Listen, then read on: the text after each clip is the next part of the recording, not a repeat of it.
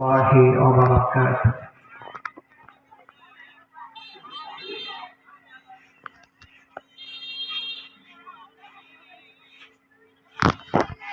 الحمد لله الذي خلق الإنسان علمه البيان والصلاة والسلام على سيدنا محمد الذي أخرج الناس من عبادة الأوثان إلى عبادة الرحمن. أما بعد فقد قال الله تبارك وتعالى: أعوذ بالله من الشيطان الرجيم. بسم الله الرحمن الرحيم.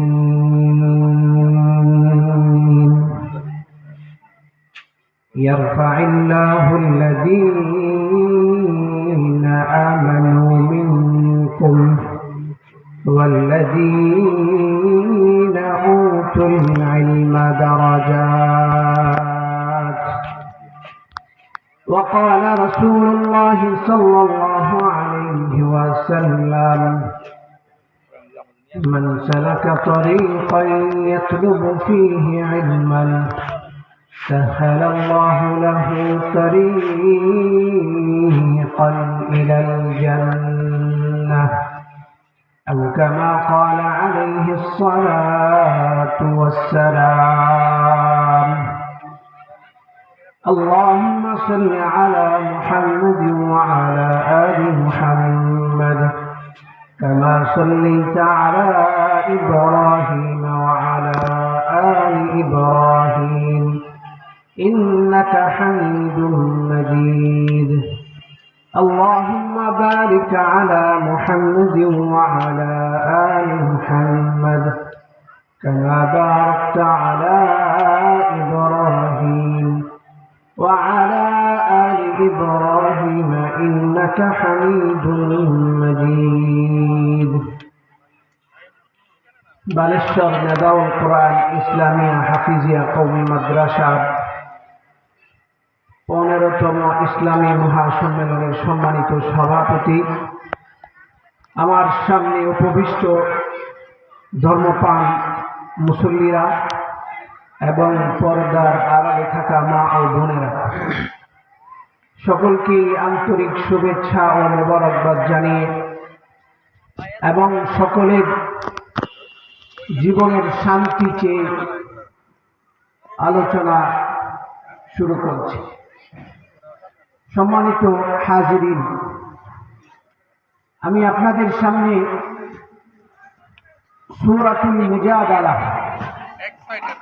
সূরাতুল মুজাদালা থেকে একটি আয়াত তেলাওয়াত করেছি। এই আয়াতের মধ্যে আল্লাহ রাব্বুল আলামিন বলেন: ইয়ারফা'ুল্লাহু আল্লাযীনা আমানু মিনকুম والذين أوتوا العلم درجات। ও মুমিন বান্দারা, আল্লাহ রাব্বুল আলামিন তোমাদের মধ্যে যারা ঈমান এনেছো তাদের মধ্যে যাদেরকে আল্লাহ রাব্বুল আলামিন জ্ঞান দান করেছেন তাদের জন্য আল্লাহ রাব্বুল আলামিন মর্যাদা রেখেছেন।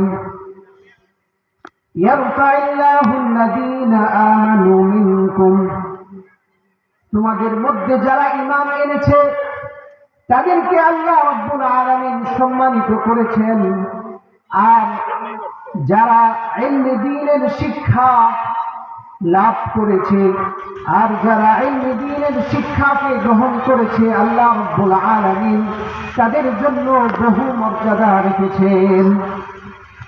এই আয়াতের মধ্যে আল্লাহ রাব্বুল আলামিন বলছেন, ও আমার মুমিন বান্দারা, তোমরা যারা ঈমান এনেছ তাদের জন্য আমি তাদের মর্যাদাকে উঁচু করেছি, আর তোমরা যারা ঈমান আনার পর ইলমে দ্বীনের জ্ঞান লাভ করেছ, ইলমে দ্বীন বলতে কোরআন এবং হাদিসের শিক্ষা যারা অর্জন করেছ তাদের জন্য আমার কাছে বহু মর্যাদা, বহু সম্মান রয়েছে।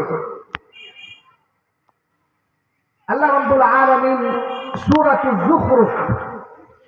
সূরাতুজ যুখরুফে আল্লাহ রাব্বুল আলামিন বলেন, قل هل يستوي الذين يعلمون والذين لا يعلمون। হে নবী, আপনি মানব জাতিকে জানিয়ে দিন, যারা জানে আর যারা জানে না তারা কখনো সমান হতে পারে না। যারা ইলমে দ্বীনের জ্ঞান জানে, যারা কোরআন হাদিসের জ্ঞান জানে, আর যারা কোরআন হাদিসের জ্ঞান জানে না তারা কখনো সমান হতে পারে না।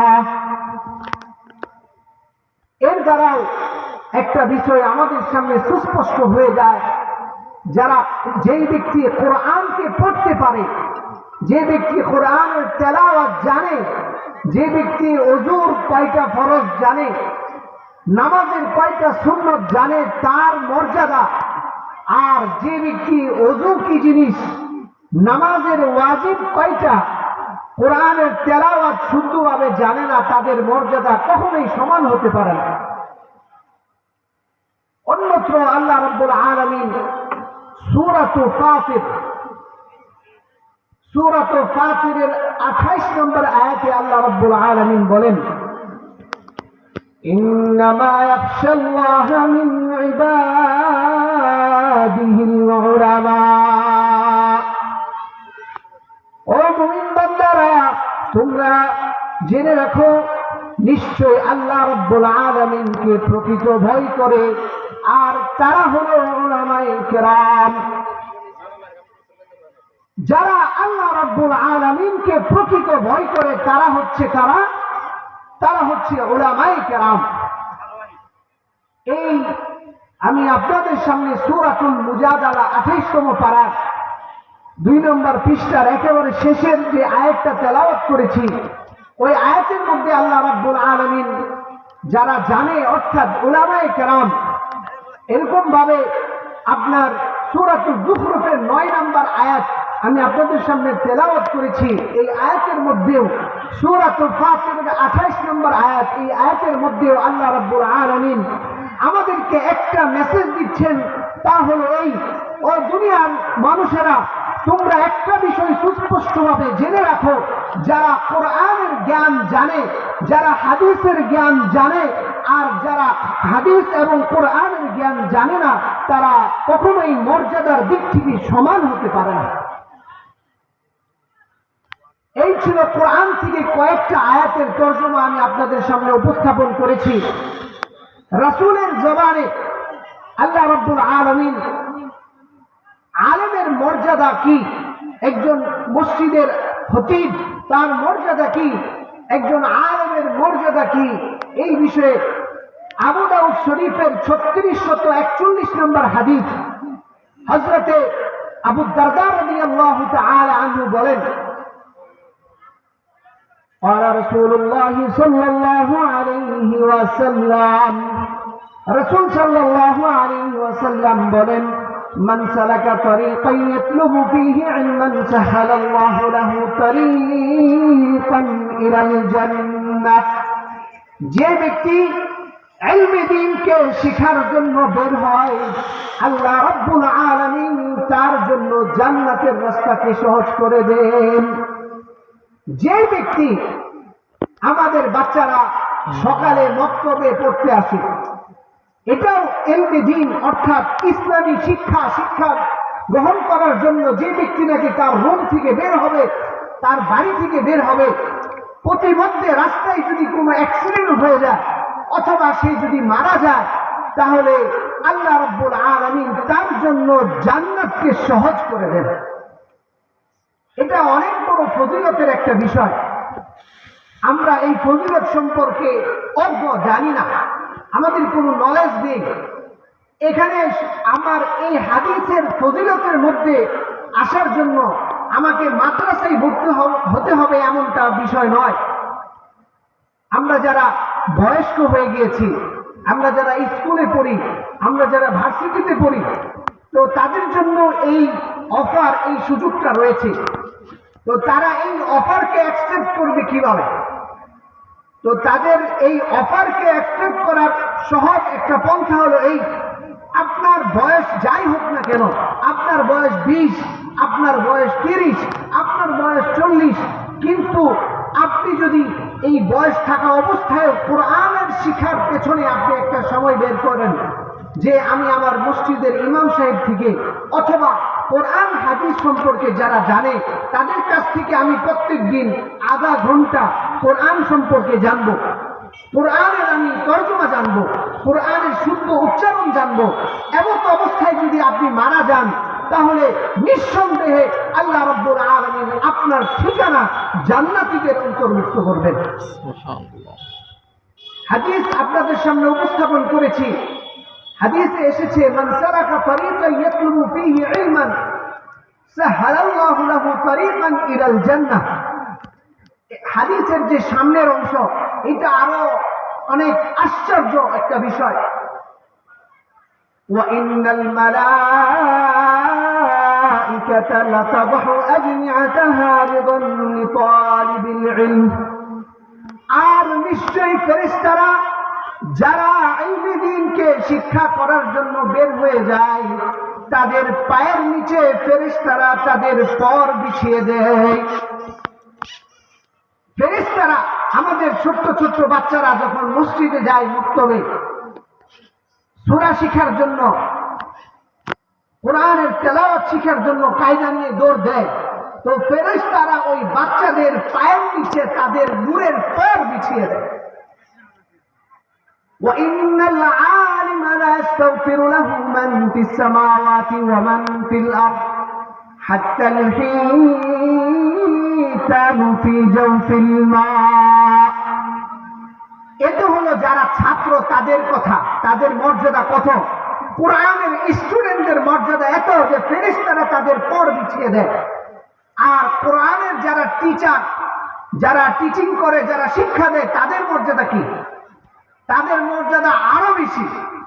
হাদিসে এসেছে, ওয়া ইন্নাল আলিম, আর নিশ্চয়ই যে ব্যক্তি আলেম, লা ইস্তাগফিরু লাহু মান ফিস সামাওয়াতি ওয়া মান ফিল আরদ, আর নিশ্চয়ই যে ব্যক্তি আলেম, তার জন্য আসমান জমিনে যত মাখলুকাত রয়েছে সমস্ত মাখলুকাত ওই আলেমের রহমতের দোয়া করে। এই যে আমরা দেখতেছি আমার পায়ের নিচে যে গাছ, আমার পাশে যে কাঠ, পৃথিবীতে যা কিছু রয়েছে, পৃথিবীতে যত মাখলুক রয়েছে, সমস্ত মাখলুক একজন আলেমের রহমতের দোয়া করে। হাদিসে এসেছে, ততদিন পর্যন্ত কিয়ামত হবে না যতদিন পর্যন্ত আল্লাহ বললে ওয়াদা একজন মুমিন দুনিয়াতে থাকবে। আর আমাদের কীট পতঙ্গ, মশা মাছি, তারা এটা ভালোভাবেই জানে, ওই একজন মুমিন বান্দা ততদিন বাকি থাকবে যতদিন একজন আলেম থাকবে। একজন আলেম যদি না থাকে তাহলে ওই মহল্লায় কোরআনের আলো কখনো জ্বলবে না, ওই মহল্লায় হাদিসের কথা কেউ বলবে না। এই জন্য ওয়া ইন্নাল আলিমা লা ইস্তাগফিরু লাহু মান ফিস সামাওয়াতি ওয়া মান ফিল আরদ হাত্তাল হিতানু ফি জাওফিল মা। এমনকি সমুদ্রের তলদেশে যত মাছ রয়েছে, সমুদ্রের তলদেশে যত কীট পতঙ্গ রয়েছে, সমুদ্রের তলদেশে যত প্রাণী রয়েছে, সমস্ত প্রাণীরাও একজন আলেমের জন্য দোয়া করে। এই হলো একজন আলেমের ফজিলত, একজন আলেমের ফজিলত। وإن العالم لا يستغفر له من في السماوات ومن في الأرض حتى الحيتان في جوف الماء। হাদিসের আরেকটা অংশ, এটা আরো বড়, আরো চমৎকার একটা বিষয় এখানে চলে এসেছে, যে একজন আলেমের শ্রেষ্ঠত্ব কতটুকু। وإن فضل العالم كفضل القمر على سائر الكواكب নবীজি বলেন একজন আলেমের মর্যাদা হলো এমন হাজারো আসমানের মধ্যে হাজারো তারকা রয়েছে, হাজারো তারকার মধ্যে একটা চাঁদের মর্যাদা যেমন ঠিক তদ্রূপ হাজারো লক্ষ কোটি মানুষের মধ্যে একজন আলেমের মর্যাদা তেমন। আমাদেরকে বুঝতে হবে একজন আলেমের মর্যাদা কেমন। একজন আলেমের মর্যাদা হলো তেমন কোটি কোটি যদি তারকা থাকে আর ওই তারকার পাশে যদি একটা চাঁদ থাকে, ওই তারকা দেখা যাবে না চাঁদ দেখা যাবে? কি দেখা যাবে? চাঁদই দেখা যাবে। ওই তারকা ওই চাঁদের আলোর সামনে টিকতে পারবে না। ঠিক তদ্রূপ আমরা যারা আমাদের জ্ঞানের শূন্যতা রয়েছে, আমরা যারা এই ব্যাপারে ইসলামের শিক্ষা আমাদের মধ্যে নেই, আমরা যারা ইসলামের জ্ঞান সম্পর্কে অজ্ঞ মূর্খ, তো তাদের মধ্যে একজন আলেমের মর্যাদা ওই রকমই যেরকম হাজারো লক্ষ তারকারাজির মধ্যে একটি চাঁদের মর্যাদা তেমন ঠিক তদ্রূপ একজন অনভিজ্ঞ মূর্খ ব্যক্তির মাঝে হাজারো কোটি মানুষের মধ্যে একজন আলেমের মর্যাদা ঠিক তেমন।